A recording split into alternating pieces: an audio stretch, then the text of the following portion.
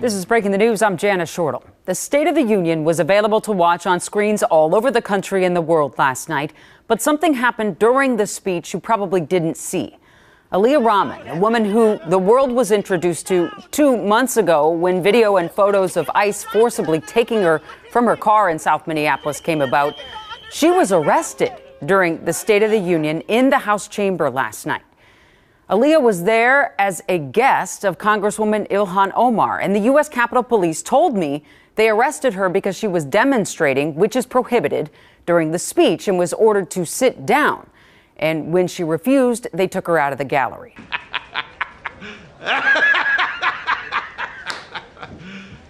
You serious? So believe it or not, the State of the Union humiliation for Ilhan Omar is still continuing, and there is more to the story than what you simply saw on camera on Tuesday night, because apparently it wasn't enough for Ilhan to personally embarrass herself by disrupting the speech and screaming and crying like this raving lunatic. On top of that, the special guest that she invited to the State of the Union was this Minnesota anti-ICE agitator who likewise, guess what, folks, got kicked out of the speech and arrested by Capitol Police for disrupting and causing a ruckus. I guess you can say the apple doesn't fall far from the tree there.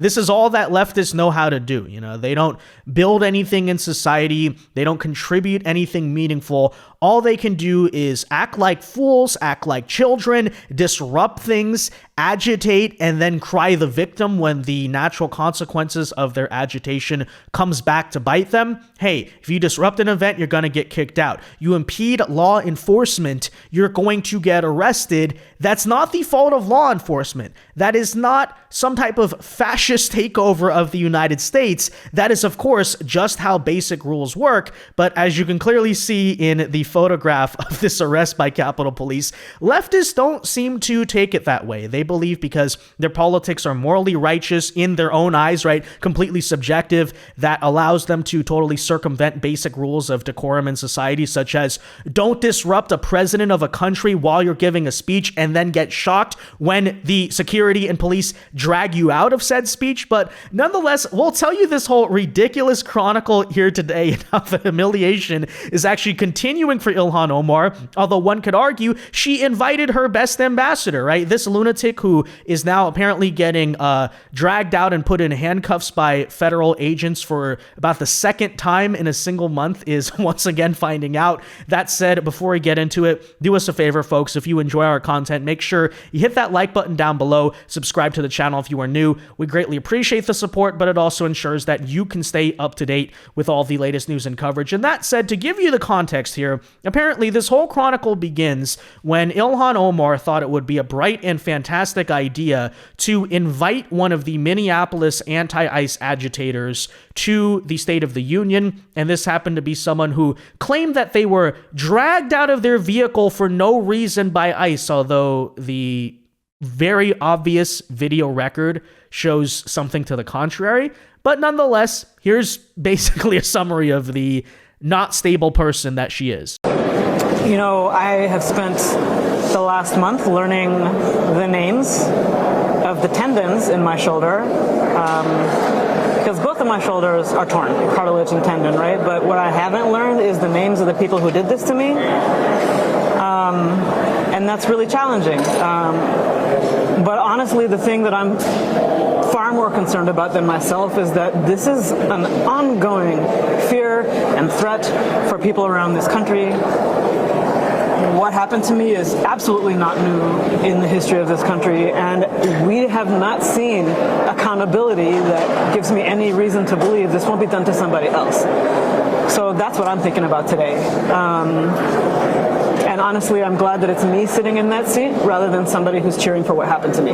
You know, I think it's extremely fitting that Ilhan invited this woman in particular as her special guest of honor, because she perfectly encapsulates more than anyone what this whole anti-ICE agitation movement is all about, and how they intentionally stage and provoke the very situations that they then cry victim about. because I believe we actually covered this video right here on the channel, but you may remember some media headlines back in January about how ICE allegedly dragged some poor woman out of her car for absolutely no reason. She wasn't doing anything. She was just trying to drive, and then the ICE agents tackled her to the ground, and look how brutal and mean they're being. Look at the video of her screaming as they're dragging her. Except, as we pointed out, when you watch the full video and the footage that led up to the detainment and arrest, you see a much different story. As a matter of fact, this woman, as you can see, intentionally blocked the road with her vehicle. She was impeding the federal agents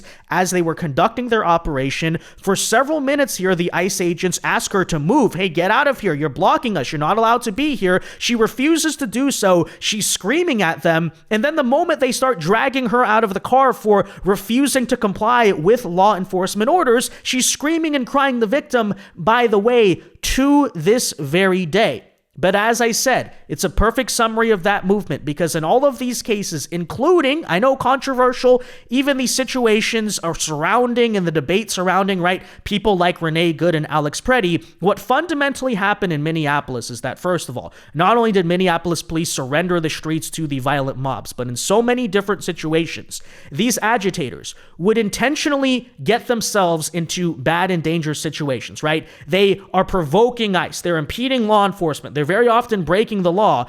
And then when the ICE agents respond by doing anything, hey, tear gas or self-defense, or we have to arrest this person because they're not complying, then they turn on the cameras and say, oh, look at what ICE is doing. They're brutalizing innocent American citizens. No, they're not, right? They're responding to a situation of you intentionally provoking them and then trying to cry the victim and creating these propaganda moments the very second that you get a response for the logical consequences of your actions. And this is a frustration I even brought up around the State of the Union. It's like, you have this such big propaganda machine going on about how, oh, a lot of Americans think ICE is going too far. These are very bad scenes. Look at Minneapolis. And I said, sure, it's not a good situation, but that is entirely because the left wing in the Democrat Party provoked the entire situation in Minneapolis. They're the ones who, first of all, opened the border and surrendered their government to Somali fraudsters. Trump didn't cause that. Tim Walz and the Democrats caused that. Secondly, Tim Walz and the Democrats told their local police to stand down and then encourage these violent mobs to go and do what they did. And then in these cases, the violent mobs are the ones who chose to show up and agitate, right? ICE didn't force anyone to do this. And then suddenly, because basically leftists act like criminals, agitators, and domestic terrorists, it's our fault that we went to Minneapolis. We're supposed to have the conversation about, okay, maybe we should back off. Maybe we're going too far, as these people continue to provoke and cause every single one of the problems that you're seeing, right? But nonetheless, take a look at this video.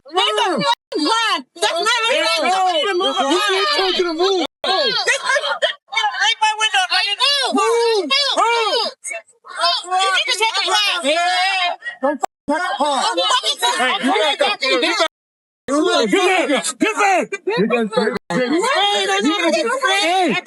that way. Hey, back the up. Hey, sidewalk. You can feel it.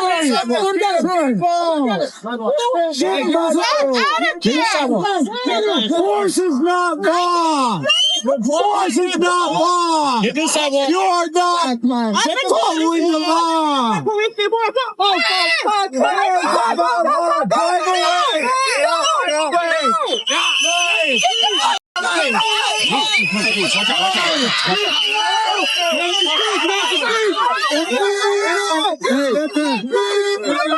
Get the people on that side.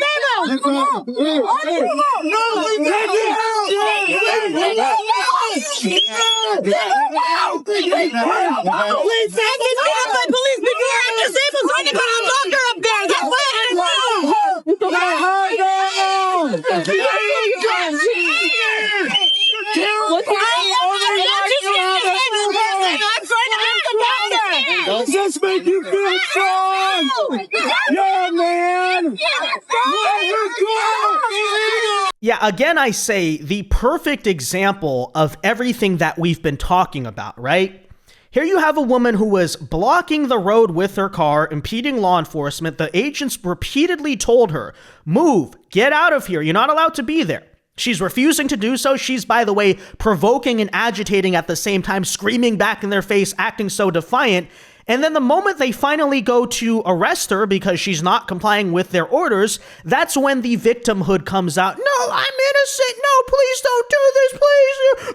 Right? Suddenly acting like the biggest crybaby and victim in the world, because the logical consequences of law breaking and provoking and impeding law enforcement came to her. And that is the same story we've seen time and time again in Minneapolis. But what did the leftists fundamentally know? Oh, the moment she's being dragged out of her car, that's when we turn on the cameras. That's when we create a propaganda moment. And of course, don't explain what happened before, which is that this woman was acting like a crazy person. She was impeding federal law enforcement. She was breaking the rules. She was refusing to comply with orders.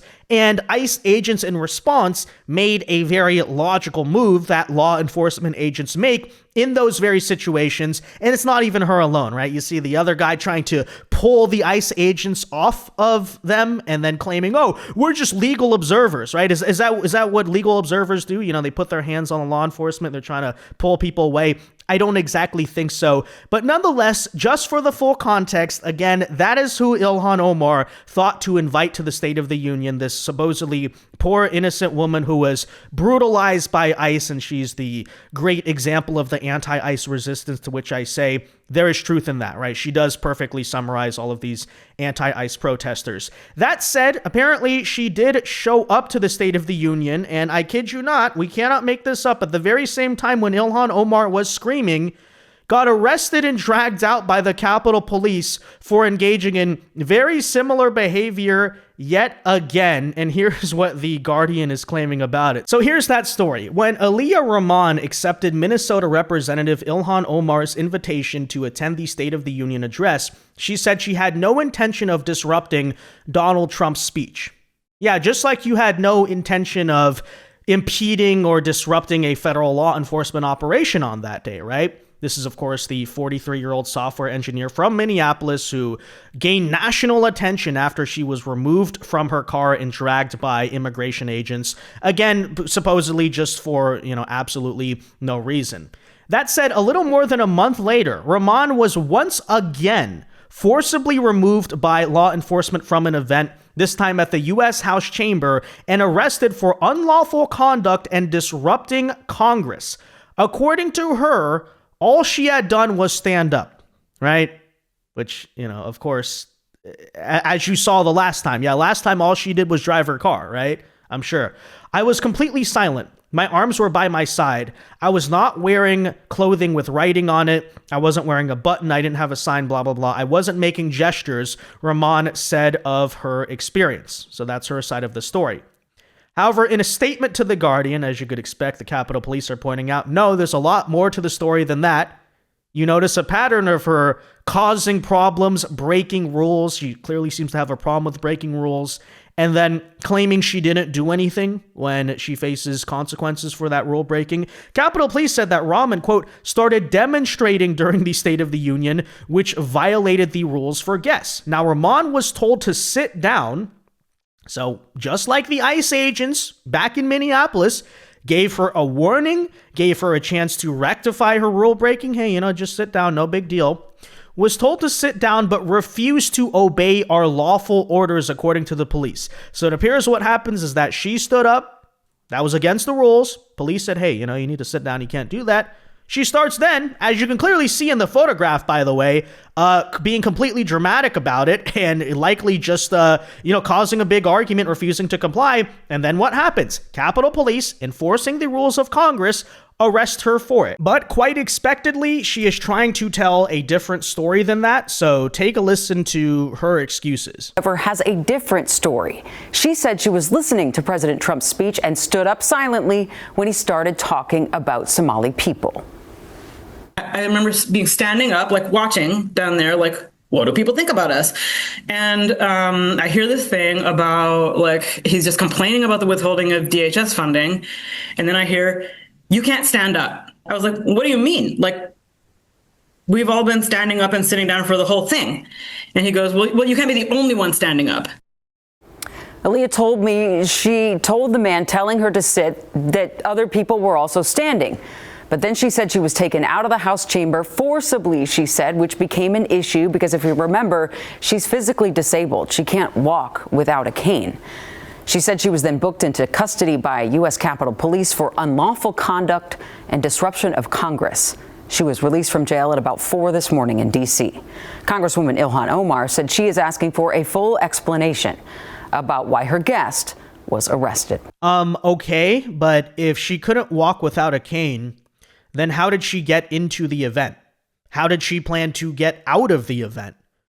How did it all affect her, whether she's going to walk out earlier or later? Point is, she's still making the same walk in the end, so I don't even understand how that's a relevant detail. By the way, how is she constantly standing up and causing that very disruption if this issue with her leg was such a big problem for her? I don't really understand how this is even a relevant detail. Seems to me, you notice a pattern here too.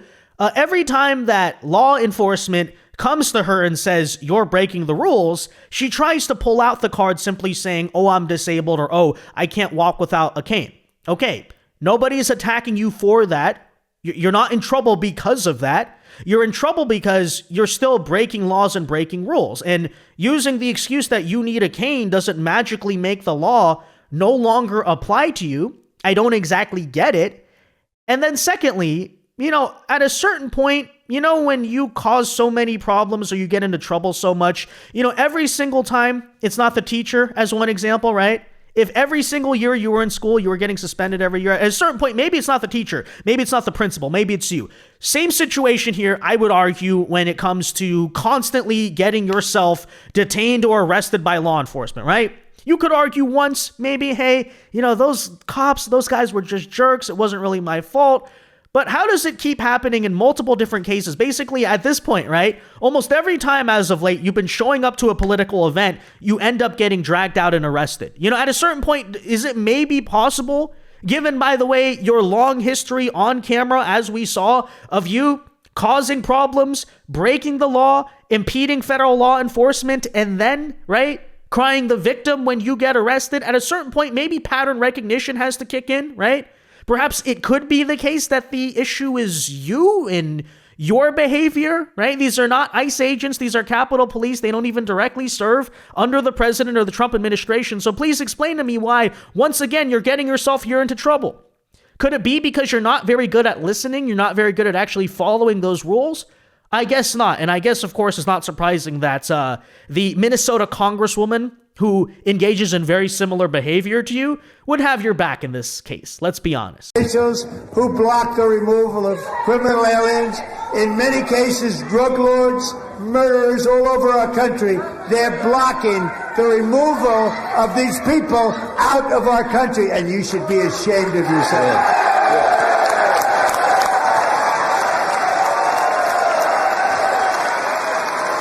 But yeah, there you have it, folks. Truly the perfect metaphor for everything, right?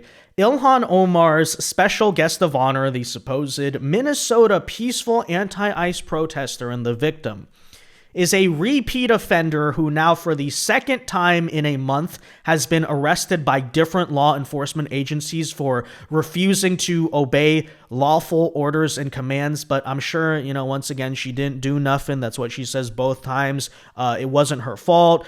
They were just arresting her for no reason. She definitely didn't cause the whole situation. And then even, right, the very person Ilhan Omar invites to the State of the Union also can't help not embarrass Ilhan Omar, right? It wasn't enough, right? How fitting. Not just you. It wasn't just you who was causing disruptions and problems at the State of the Union. Your special guest, your ambassador, your envoy up in the top deck is doing the same exact thing.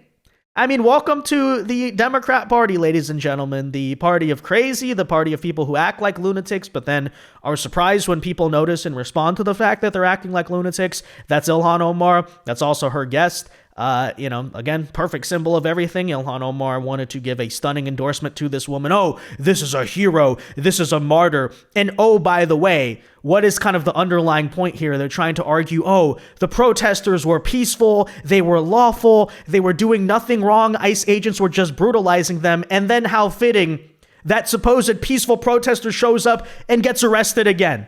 Yeah.